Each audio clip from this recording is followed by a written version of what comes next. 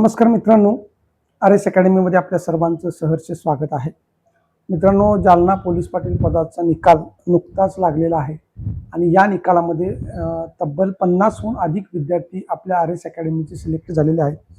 तर ज्या विद्यार्थ्यांचं पोलीस पाटील पदावरती सिलेक्शन झालेलं आहे त्या सर्व नूतन पोलीस पाटलांचं आपल्या अकॅडमीच्या वतीनं हार्दिक अभिनंदन. त्याचसोबत इतर गावामध्ये जे काही मुलं पोलीस पाटील म्हणून नियुक्त झालेले आहेत त्यांचं सुद्धा आपल्या अकॅडमीच्या वतीनं हार्दिक हार्दिक अभिनंदन. तर मित्रांनो, प्रशासनाच्या दिरंगाईमुळं जवळजवळ 168 गावं आजही पोलीस पाटलापासून रिक्त राहिलेली आहेत. कारण जर आपण बघितलं तर सगळ्यात जास्त फटका जो आहे तो EWSच्या नियमांमुळे बसलेला आहे आणि त्यामुळं अजून आपली 20-25 मुलं या ठिकाणी टॉपर होते. जे पहिल्या क्रमांकाचे विद्यार्थी होते ते ह्या EWSमुळं या भरतीतून बाहेर गेलेले आहेत. अजून आपले 20-25 विद्यार्थी या ठिकाणी वाढलेले असते. पण असो, लवकरच त्या संदर्भामध्ये येणाऱ्या डिसेंबरच्या शेवटी किंवा जानेवारीच्या पहिल्या आठवड्यामध्ये ही जी भरती प्रक्रिया आहे ही भरती प्रक्रिया पुन्हा होणार आहे. म्हणजे जानेवारीच्या पहिल्या आठवड्यात किंवा डिसेंबरच्या शेवटच्या आठवड्यामध्ये याची परीक्षा होणार आहे, जी पदं रिक्त झालेली आहेत त्यांच्यामध्ये. आता मित्रांनो, बऱ्याच विद्यार्थ्यांचे मला कॉल मेसेज असे येत आहेत की सर नेमकी कोणती गावं रिक्त राहिलेले आहेत. तर मी त्या सर्व विद्यार्थ्यांना सांगू शकतो की जी भरती आपली निघालेली होती ही जाहिरात जालना जिल्ह्याची, त्यामध्ये 168 गावं अशी आहेत की त्यांच्यामध्ये ती जी पदं आहेत ती पदं रिक्त राहिलेली आहेत. आता ही पदं रिक्त कोणती आहेत हे कसं ओळखायचं, तर तुम्ही तुमच्या गावामध्ये परीक्षा दिलेली आहे, विद्यार्थ्यांनी परीक्षा दिलेली आहे, परंतु तिथं पोलीस पाटील सिलेक्ट झालेला नाही, तर ते गाव काय असणार आहे, रिक्त असणार आहे आणि त्याच गावामध्ये ते पद भरले जाणार आहे. ही गोष्ट तुम्ही लक्षात ठेवायची आहे. आणि आरक्षण हे तिथलं आता बदलणार आहे. आता जर EWSचा कॅन्डिडेट तिथं जर सापडला नसेल तर आता येणाऱ्या काळामध्ये ते आरक्षण या ठिकाणी बदललं जाणार आहे. म्हणजे दुसरं कोणतंही आरक्षण त्या ठिकाणी पडू शकतं. त्यामुळं ती एक गोष्ट महत्त्वाची आहे. दुसरी गोष्ट अशी की कोणकोणत्या उपविभागामध्ये किती पदं रिक्त आहेत याचा आकडा मी तुम्हाला सांगतो. तर बघा, जालना उपविभाग 46, भोकरदन 36, अंबड 44 आणि परतूर उपविभागात 42 जागा रिक्त राहिलेल्या आहेत. तर या सगळ्या जागा ज्या आहेत मित्रांनो आता भरल्या असत्या, परंतु आता दिवाळी झाल्यानंतर लगेचच आचारसंहिता आहे आणि आचारसंहितेमध्ये आपल्याला काही करता येत नाही. स्थानिक स्वराज्य संस्थांच्या निवडणुका आहेत. या निवडणुका म्हणजे आचारसंहिता जाहीर होऊन निवडणुका पार पडतील आणि मग लगेच आता त्यांच्याकडे सगळं मटेरियल जे आहे ते रेडी आहे. फक्त जाहिरात पब्लिश करणार आणि मग त्या ठिकाणी तुम्हाला तुमची परीक्षा लावली जाणार आहे. त्यामुळे ही जी परीक्षा आहे ही परीक्षा डिसेंबरच्या एंडला किंवा जानेवारीच्या पहिल्या आठवड्यामध्ये होणार आहे. त्यामुळे तुम्ही गाफील न राहता जे विद्यार्थी आपल्या अकॅडमीशी जोडले गेलेले आहेत त्यांनी तो अभ्यास कंटिन्यू ठेवायचा आहे आणि ज्यांना कुणाला तयारी करायची असेल तर त्यांनी मला या ठिकाणी कॉल मेसेजेस करून आपल्या अकॅडमीला जॉईन व्हायचं आहे.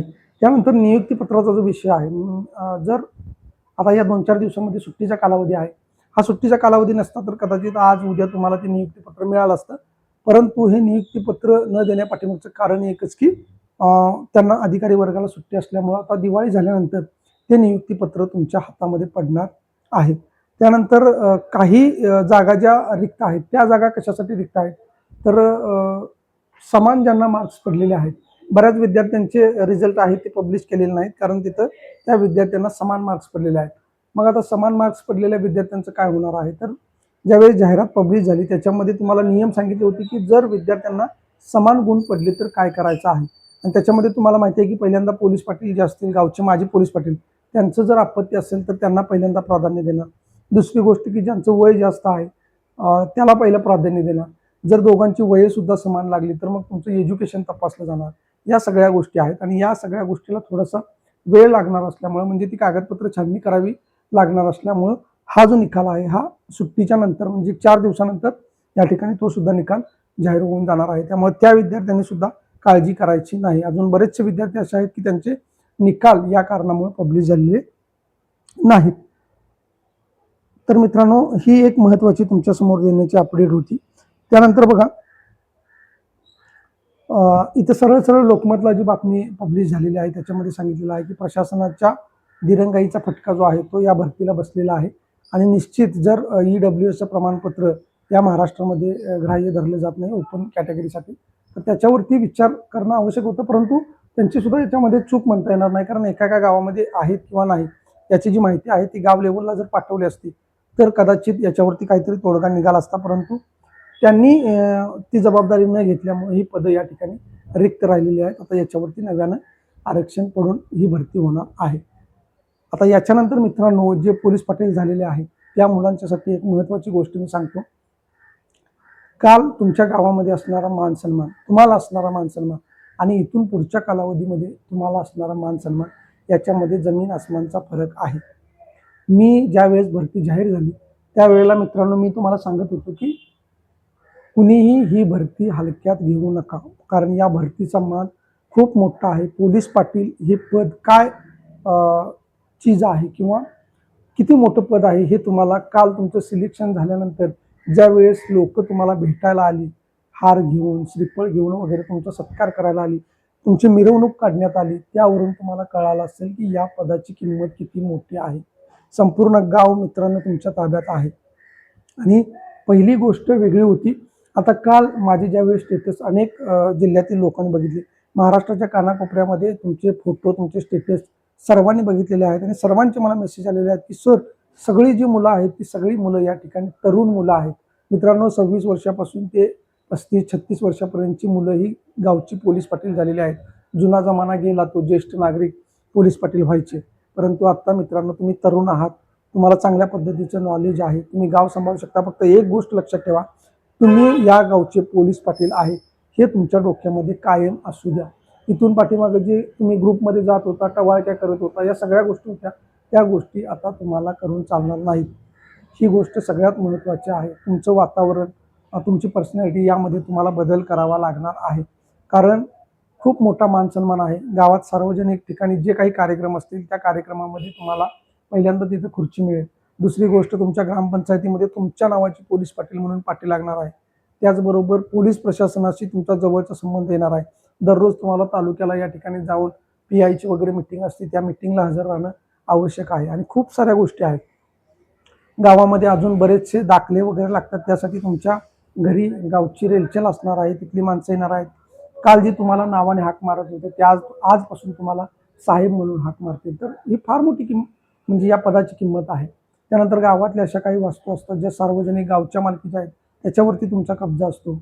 जसं की देवस्थान कमिटी वगैरे आहे, त्या देवस्थानचं काही सोनं नाणं दागदागिने असेल तर हे सर्व काही पोलीस पाटलांच्या ताब्यामध्ये असतं.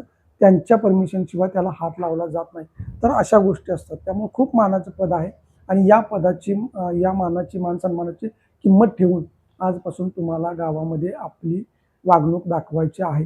तुम्हाला सार्वजनिक ठिकाणी जे कार्यक्रम असतील त्या कार्यक्रमामध्ये 2 मिनिटं बोलायला सुद्धा सांगितलं जाऊ शकतं. त्यामुळं तुमची वक्तृत्व शैली सुद्धा तुम्हाला सुधारणं आवश्यक आहे. वक्तृत्वाच्या बाबतीमध्ये सुद्धा आपण तुम्हाला चांगल्या पद्धतीने मार्गदर्शन करू शकतो. पण मित्रांनो, हे धाडस तुम्ही करा.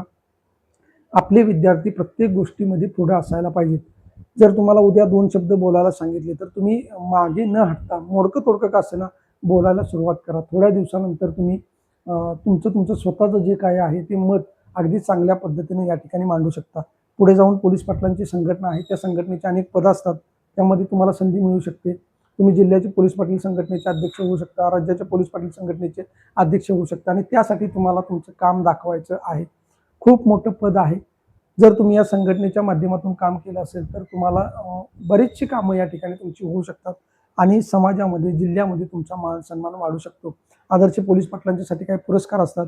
माझी इच्छा आहे की जे विद्यार्थी आपले सिलेक्ट झालेले आहेत त्यांच्यापैकी सर्व विद्यार्थ्यांनी हा पुरस्कार पटकावण्यासाठी प्रयत्न करायचा आहे आणि निश्चित तुमच्या कडून अशी अपेक्षा आहे की तुम्ही गाव चांगल्या पद्धतीने सांभाळाल. तुम्ही तरुण तडफदार आहे, तुमच्याकडे नॉलेज आहे, तुमच्याकडे त्या सगळ्या गोष्टी आहेत की जे गोष्टीने तुम्ही ते गाव हँडल करू शकता. मित्रांनो, एक गोष्ट लक्षात ठेवा, आपण ज्या गावामध्ये राहतो त्या गावामध्ये सगळ्या गावातल्या व्यक्ती ज्या असतात त्या आपल्याच असतात. तुम्ही पोलीस पाटील झालाय म्हणून त्या पदाची आरेरावी करू नका, त्याचा गर्व बाळगू नका. सगळ्यांना हाताशी धरून चांगलं बोलून गावामध्ये वातावरण शांत ठेवण्याचा प्रयत्न करा. एक गावचा पोलीस पाटील कसा असतो याचा आदर्श तुमच्या गावाला घालून द्या.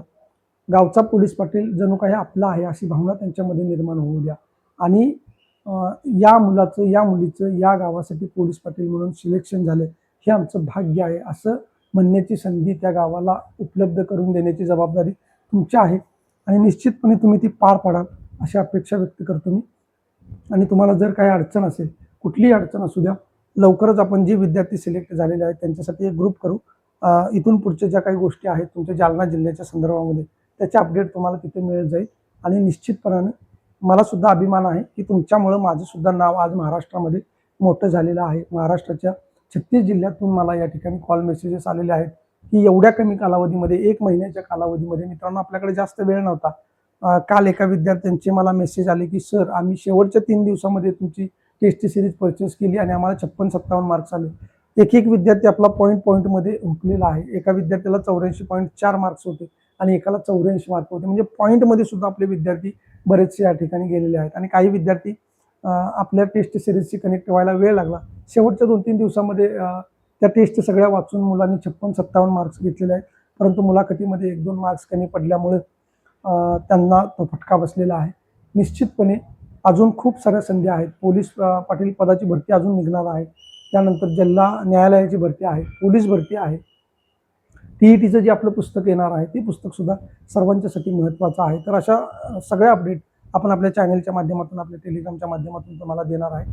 त्यामुळे तुम्ही कनेक्ट राहा आणि तुमच्या जवळचे जे कोणी नातेवाईक वगैरे असतील तर त्यांना आपलं यूट्यूब चॅनल फॉलो करायला सांगा. आपल्या टेलिग्रामची लिंक शेअर करा जेणेकरून आपल्या मार्गदर्शनाचा त्यांना सुद्धा उपयोग होईल. तर सर्व विद्यार्थ्यांचं मी पुन्हा एकदा अभिनंदन करतो की तुम्ही तुमच्या मेहनतीनं हे पद मिळवलेलं आहे. मी नाममात्र आहे, परंतु जसं माझ्या मटेरियलमुळं तुम्ही सिलेक्ट झालेला आहात तसंच तुमच्या सिलेक्शनमुळं आज माझं सुद्धा नाव या महाराष्ट्रामध्ये आहे. त्यामुळे तुमचं सर्वांचं अभिनंदन आणि तुम्हाला शुभेच्छा देतो की येणाऱ्या काळामध्ये आदर्श पोलीस पाटलाचा पुरस्कार तुम्ही पटकावावा आणि तो विद्यार्थी आपला असेल याची मला सुद्धा अभिमान आहे. आणि निश्चित मला खात्री आहे की तुमच्या हातून सदैव चांगलं काम घडेल. व्हिडिओ चांगला वाटला असेल लाईक करा, सबस्क्राईब करा, जास्तीत जास्त विद्यार्थ्यांच्यापर्यंत शेअर करा. धन्यवाद.